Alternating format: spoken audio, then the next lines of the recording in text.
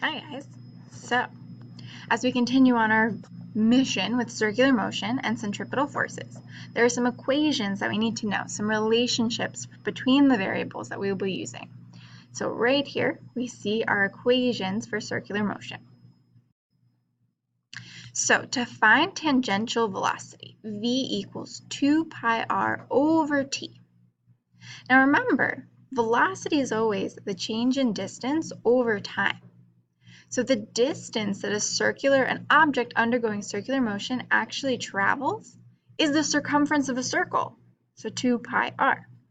T is still time, it's just called period because it is specific for the time of one revolution, for one lap around the circular path. AC, centripetal acceleration, so just specifying that it is directed towards the center. So the direction of acceleration for an object undergoing circular motion is directed towards the center of the circle. And r is the radius of the circular path. And then we've seen this one before, sigma F equals ma. We just add the little c's because it's specific for the centripetal force, the net force acting towards the center of the circle. So let's use these and complete a practice problem. So we have a 95 kilogram halfback. He makes a turn on a soccer field. The halfback sweeps out a path that is a portion of a circle with a radius of 12 meters. The halfback makes a quarter of a turn around the circle in 2.1 seconds. Determine the speed, acceleration, and net force acting upon the halfback.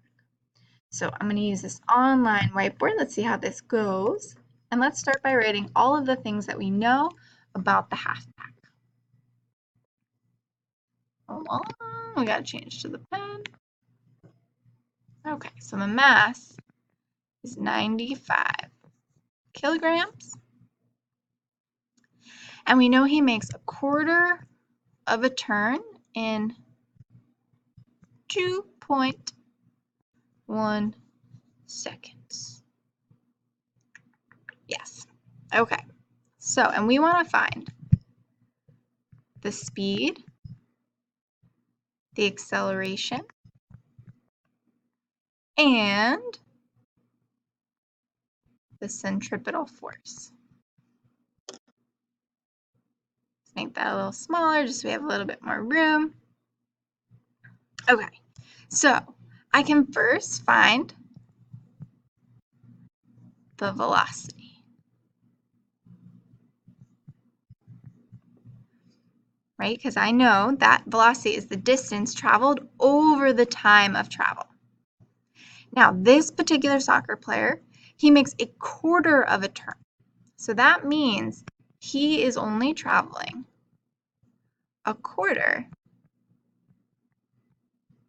of the total circumference of the circle over 2.1. And we'll find that that is about 8.9 meters per second. Let's box that. That's our final answer for the speed. Cool. Make it a little smaller. I wonder if I can move it. Oh, nope. Okay. Pretend I didn't do that. Okay. So now we want to find the acceleration. AC equals v squared over r.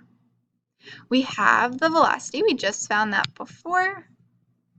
And the radius of the circular path is 12. So that won't change.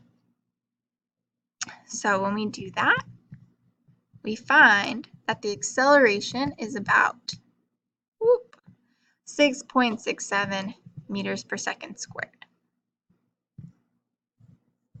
Cool. Now our last step to find the net force. So the total force keeping this soccer player moving in a circle. AC, just like before, just specific for circles. Mass of 95. Acceleration of 6.7. So we find that his net force is 637 newtons directed towards the center of his circular path. Cool. So what do you think was acting as the force that kept this soccer player moving in a circle?